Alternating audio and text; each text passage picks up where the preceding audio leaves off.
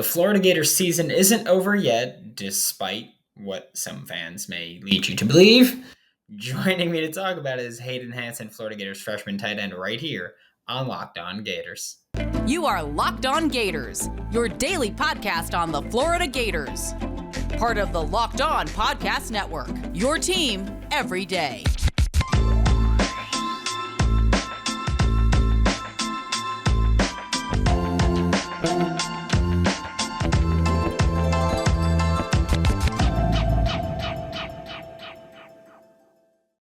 Hello and welcome back to another episode of Locked On Gators, part of the Locked On Podcast Network, your team every day. Thanks for making Locked On Gators your first listen of the day. We are available daily and free wherever you listen to podcasts. Happy Wednesday. I'm Brandon Olson. Find me on Twitter at WNS_Brandon. Written work with Whole Nine Sports and GiantsCountryofSI.com. Today's episode is brought to you by SweatBlock. If you or someone you love is experiencing embarrassing sweat or odor, try SweatBlock. Save 20% with promo code LOCKEDON at SweatBlock.com. Also available on Amazon. Joining me now for Locked On Gators like he does every Wednesday, even though there's no game this week. He's still here, Hayden Hansen, Florida Gators freshman tight end. And Hayden, obviously, this past weekend was not ideal for the Florida Gators. Obviously, a loss to LSU, which always stings. One of my best friends is an LSU fan, and I am so tired of this. Florida hasn't beaten LSU since I met him, and that is just incredibly irritating, where I'm about to just not be friends with him anymore and hope that it leads to a win. But what was Billy Napier's message to the team following the close loss to LSU? Yeah, his main points were, he was proud of us, how we didn't quit. We fought our way back to a one-score game, and obviously, I think the quote went kind of viral, but he's just saying, like, we're going to turn that film on, we're going to be sick. There was a lot of opportunities that went through our hands. It was Florida beating Florida again. That's what we've been working on in practice, though, is executing the plays and not beating ourselves. That's the most crucial part. But for the most part, he sees the fight in the team and how we don't give up, because we could have easily threw the white flag into the third quarter, but we almost came back, just not enough time. We didn't do enough on our part. So yeah, and now you've had a pretty awesome freshman year so far. You got to be here with the first year under Billy Napier. There's a ton of hype around the program, the new facility. Anthony Richardson had all the Heisman hype, and there have been a lot of big game atmospheres this season for Florida, whether home or, of course, Tennessee. What was the LSU game like? Like, how did that compare to, say, Utah or Kentucky or the other big games? yeah, it reminded me directly of Utah. That was my first experience. I was like, oh, this crowd might be a little bigger. It's just what it does for me is, it motivates you. It makes waiting to get on the field worth it as a freshman. To play for those fans and that atmosphere. It's just crazy. It's everyone's dream, and that crowd. We got some loyal fans. They were there until like the last second, and then they were still singing the songs. We're down by 2-3 touchdowns. Those are the fans you want to play for. So. Yeah, that was also just insane, where it's like, well, won't back down. Anthony Richardson 81-yard touchdown. It's just one of the coolest things. Just so cool. This past weekend also was a big weekend for the Florida Gators in terms of recruiting. Billy Napier talked about it, where there were a ton of recruits visiting. And when there are these visits, do you guys, as a team, have much interaction with recruits while they're on campus, or is it kind of a we do our thing, they're doing their thing kind of deal? Yeah, so it's a little bit of both. Some kids will come in with their families and watch us lift, and then the coach will be like, "Hey, we got some recruits. Go dap them up. Go say what's up." Um, I forgot his name. I've met a couple of them. It's the safety. I think his last name is McCain or something like that. I met his parents in the weight room before our game. We were at the pre-lift and met them. And the staff really, what they do, I like to do, is bring the families in and the recruits in and have them be comfortable with the whole team, so that their kind of parents get a nice feeling, that they're already wanted by the team. They're trying to create like a family atmosphere. So Yeah, big family, big family in Gainesville. And just going back to the game itself, just real quick, what was kind of the feel on the sideline? Because early on, this was I mean, it had all the makings of being just an absolute shootout. We were looking just touchdown, touchdown, touchdown early on, and then momentum stalled for the Florida Gators. It kind of went from early in the second to late in the third, early in the fourth. There was offense kind of just stalled out for a bit. What was the feel on the sideline just during that time, or honestly throughout the entire roller coaster that was the LSU game? Yeah, so I mean, obviously after that first play, the shorter, we were all hype, but I mean, we really tried to keep that energy up the whole game. When we got to the third, about beginning of the fourth, it's really like I got some of the freshmen together. Like we kind of got together and we're like, we got to kind of bring the energy up, like got to do our job. So I mean, we go to the 50-yard line, kind of hype up before kickoff. I mean, and just any small achievement, we just tried to get the energy up. I mean, we just kept doing it. And I mean, once we hit that little 81-yard touchdown, another touchdown, we were like, all right, we can do this, get one more stop, and all the way down to that field goal. So I mean, I think that's the difference this year with the team is I mean we're really not turning the finger, pointing it at each other. We're kind of just sitting back and supporting our teammates and keeping the energy up. That's the most important part. I think that's kept us in these close games. So Yeah, and we've talked a lot about, I mean, we've talked extensively about every Florida game is just close outside of Eastern Washington. There's every game is just a couple of plays away from being undefeated or having one win on the year. And we've talked a lot about Florida's goals for this season with the most recent loss. The goal of SEC championship is highly improbable, we can say. So how has kind of the goalpost being moved changed the thought process or approach of the team towards the end of the season as you reach that final stretch? yeah, I mean, so I don't no changes that I know of yet. Same approach that we're gonna take for every game. For like players and stuff. I haven't heard anything about that part of it. So I mean, for now, if everything's regular, like we're competing for the championship. So I mean, I haven't heard of anything. So Hey, control the controllables. I like it. I like that one. And obviously, this week there was the announcement that Josh Braun's hitting the transfer portal, and I'm not going to ask you to comment on Josh Braun specifically or him transferring, but I will ask, what does that do to a locker room, if anything, to have a player who's been here for a while, was a starter last year, hit the portal midway through the season? yeah, so I mean, Josh is a great guy, great locker room guy. I mean, we all like being around him. Funny dude. Yeah, I mean, he kind of kept it on the low. I mean, he told some of his close friends. I mean, I walked in the locker room, and he was next to my locker, and it was just stripped clean. His picture was gone. I was like, that's odd. And then I talked to some of the coaches, and they said, yeah, he decided to stay in class here and not burn his red shirt. So yeah, so I mean yeah, I mean all of our teammates we all sent him a text, told him good luck with it. It was warm hearted both sides, no hard feelings. So I'll be looking forward to see where he goes. Yeah, I'm proud of him. I mean I've known him for maybe well how long have I been here for 4 or 5 months. And I mean I feel like I've known the guy for a year, so I'm proud of him. Yeah, I mean, he seems like a nice guy. He's always doing community outreach stuff. So and of course, he said that it was, I believe, a class he needs to take in order to kind of speed up his graduation. So can't fault him for that. It wasn't like a messy thing at all. So I sweat a lot. I don't know why.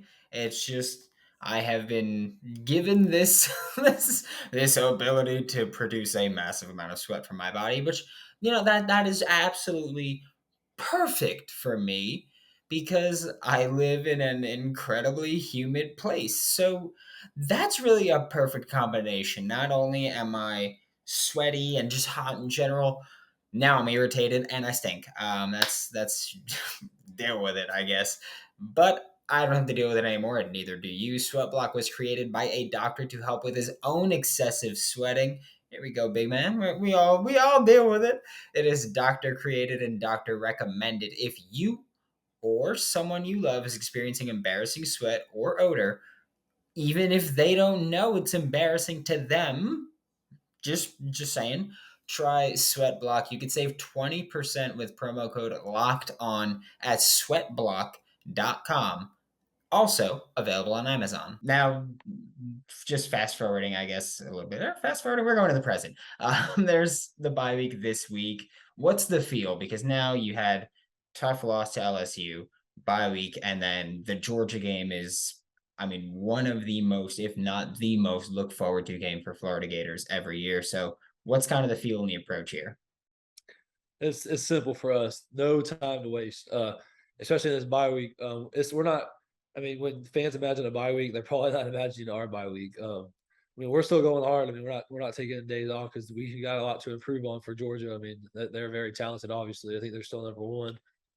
So I mean, obviously, we're not going to practice every single day hard this week, but we still got a lot of hard practices left before game week. So I mean, we're preparing. We're not slowing down. So we'll be ready.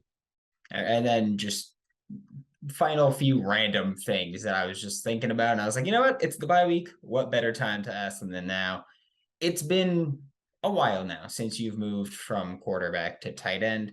What has probably been the hardest part about that transition now that you moved from quarterback to tight end in high school, now you got your first year as a tight end in college. So what's that transition been like and what's the most difficult part? Yeah, so this is my 3rd year playing tight end.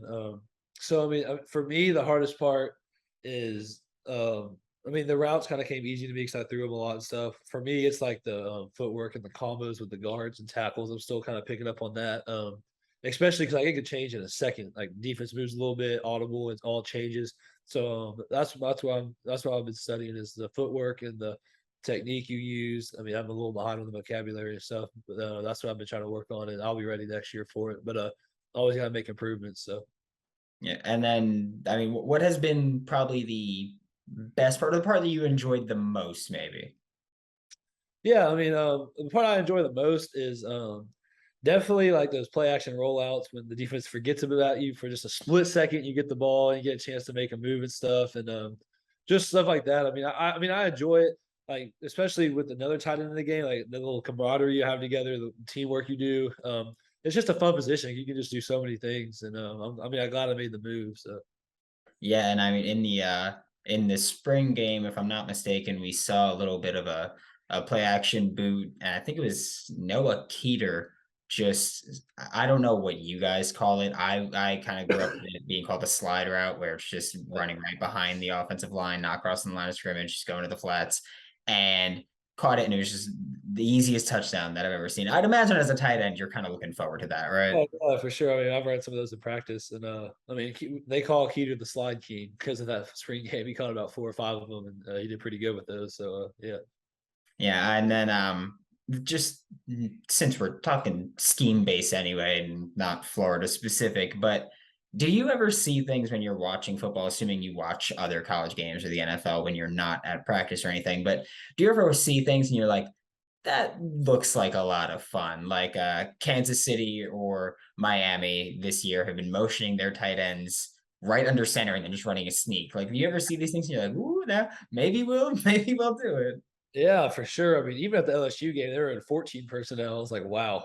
And Mason Taylor got that little shovel pass behind the line. I mean, that's what I was doing in high school. I mean, that's just fun stuff. I mean, you can do anything with the tight. You can put him in the backfield, give him a shovel pass. He can throw a pass. I mean, it's a really very fun position. And like now that I'm in college and I picked up on some schemes, I kind of realized in the NFL, like, oh, they're doing this and this, or other college teams. So I mean, it's pretty fun.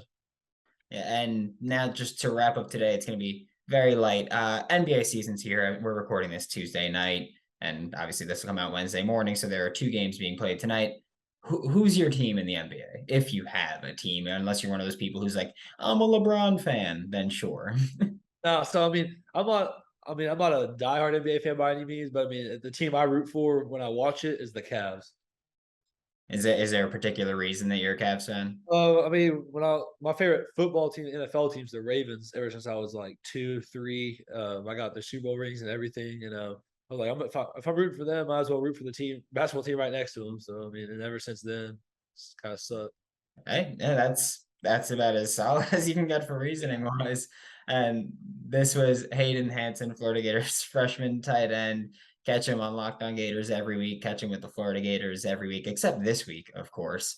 But thank you so much, Hayden. As the sun comes out and small businesses are back in business, LinkedIn Jobs makes it easier for you to grow your team. LinkedIn Jobs helps you find the people that you want to interview faster and for free. And if you've never used LinkedIn Jobs before, I highly recommend it. I've said it before. It's how I got my last job before Locked On, and I loved it. I just love this a heck of a lot more. And it's why small businesses rate LinkedIn Jobs number one in delivering quality hires versus leading competitors. LinkedIn Jobs helps you find the candidates that you want to talk to faster. And did you know that nearly every week, 40 million job seekers visit LinkedIn? Post your job for free at linkedin.com/lockedoncollege. That's linkedin.com/lockedoncollege to post your job for free. Terms and conditions apply. Joining me now on Locked On Gators is Jason Jordan, Sports Illustrated's director of basketball recruiting, which I will always be right on the cusp of screwing that one up. And he is Locked On's basketball recruiting insider. Before we get into today's content, I'd like to thank LinkedIn Jobs for being the official college basketball recruiting sponsor across the Locked On College network. LinkedIn Jobs helps you find the candidates that you want to talk to faster. Post your job for free at linkedin.com/lockedoncollege. Terms and conditions apply. And Jason, usually on this show, we're more football centric, and we are not as nuanced on college basketball recruiting because it's, in my mind, again, it could be exactly similar, but in my mind, it's very different. College basketball, there's one and dones. There's not as much attention put on these elite recruits, maybe the top one or two guys I feel like I'll see just on Twitter all throughout. But college football, if you're a 5-star or a 4-star, you're blowing up my timeline when you make your commitment or when you make a visit. What is recruiting like during the college basketball season for programs as far as evaluating recruits, visits, and just all that, especially when in basketball, you don't have that week off between games. You might have Right. game Tuesday, game Thursday. So what is recruiting like? Yeah, you're right. It is a lot different. I mean, to your point, a lot of it is working the phones and just keeping those relationships fresh. And depending on the tier of the recruit, obviously, you either contact them every day or every week. But it is challenging in season. And I've heard over the years, it's rough because you gotta worry about the job. So you gotta worry about the team that is taking the course 3 times a week. But it's more so about when you can. I mean, they're all over the place all the time, so there's always showcase. That is the different basketball. Basketball always has showcase events and tournaments and gearing up for the season tournaments and this tournament. And at these tournaments, I mean, 25, 30 kids that they, have some interest in is just what have interest in. So that's the difference. Like they'll flood top. Yeah. So having to go after their games, like especially on Saturdays, and to go to events where, a lot of recruits are, like the City of Palms is a big one. John Wall Holiday is a big one. Those are just a few. I mean, I feel like they have them every week, almost like an AAU tournament. Yeah, that would be the biggest challenge because the coaches, they tell me all the time, man, I'm not kids, So that probably would be the difference because I mean, it's rough, for a staff in season with recruiting, but How do visits work for college basketball? Because I know for college football, it's kid shows up Friday, maybe Saturday. He gets wine and dine, we'll say. He gets wine and dine. He goes to the game. There's a whole stadium set up at the Swamp for the Gators, at least, or there's yeah. a whole section just for these kids. And then they're the belle of the ball over there. So what is it like for college basketball? Is it this extravagant thing still, or what? Yeah, definitely. They roll the uh, uh, sparkling red carpet out, and got especially at high majors, Power Fives. They usually get there. They're usually there Thursday night, and they do the tours and they do this and they they and this part of the season, they'll go to football games, and depending on the player, fans will chant their name even at football games. That's basketball recruit. That's always fun. And so, then they do the picture. Similar to football, they'll do the photo shoot, and then they'll do, go in the stadium to get them a feel of what the, noise simulation, depending on where you're at. Go to dinner, and then they have stuff at the coach's house, and, they have that deep talk, the one that nobody else has. And, they in that regard. So, yeah, there are a lot on those visits for sure. Football and basketball. Yeah, I believe when I was at the Utah game, I believe that I know I saw Todd Golden. I spoke to Todd Golden for a second, and he had a bunch of very tall yet childlike looking people near him. And so I was just like, oh, he must have some visits, I guess, that are with him for this game. And so that was really, I mean, he is also looks a little bit like a child, just very, very, very young in the face. But yeah, I was assuming that they were visits, and I was like, I don't want to Yeah. disturb these kids that are just trying to take a visit. And when you look at just Florida focus here, you're looking at a program where first year head coach and Todd Golden, yes, who, I mean, everybody loves him. He's an analytics based coach. He's this, I mean, I guess he's a rising star type of guy. Like I know that when Florida was in the process, it was a massive deal that Todd Golden was someone who was going to come to Gainesville. What is kind of enticing for the Florida Gators to recruits here where you've got a sense of coach job security because he's a brand new hire. So you got to figure he's going to get at least a couple of years. Sure. Mike White got a few. So you could assume that Todd Golden will get a few. And he's also this new age analytics based coach. So how is that kind of enticing to a high school kid or even a portal kid looking for a new home?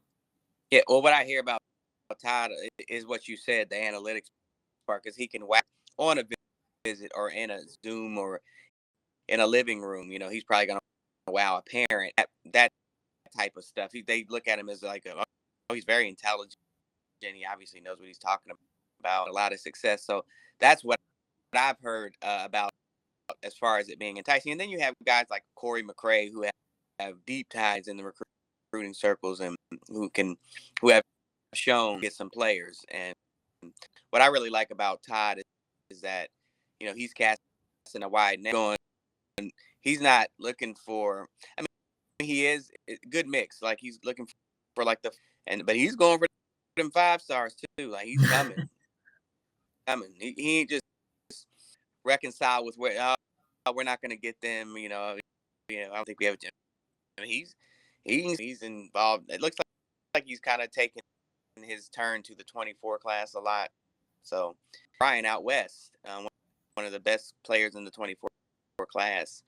So now that's just to name a few, Liam McNeely. So he's definitely all in for talent there. And so that's one of the things that I like about him. And I know that a lot of players, Corey and Carlin, and other guys, they're very relatable. I would say that would be the biggest. Thank you so much. This was Jason Jordan, Sports Illustrated's Director of Basketball Recruiting, Locked On's Basketball Recruiting Insider. And thank you so much, Jordan. I cannot wait to have you back. And college basketball season, finally, right here. Yeah, for having me. Thanks for making Locked On Gators your first listen of the day every day. We are available daily and free wherever you listen to the podcast. We'll be back tomorrow as, yes, the star of the show, John Garcia joins. That's 3 days in a row with freaking awesome guests, by the way. Joe Hayden Tuesday, Hayden Hansen and Jason Jordan Wednesday, and John Garcia Thursday. And I don't know, we might have awesome guests lined up for Friday as well. Just saying. For your second listen, check out Locked On SEC, hosted by Chris Gordy. Get the best coverage on that best conference, including the best university, the University of Florida. For Locked On Gators, I'm Brandon Olson. Don't forget to follow me on Twitter at WNS_Brandon. Find my written work with Whole Nine Sports and GiantsCountryofSI.com. And I'll see you all tomorrow.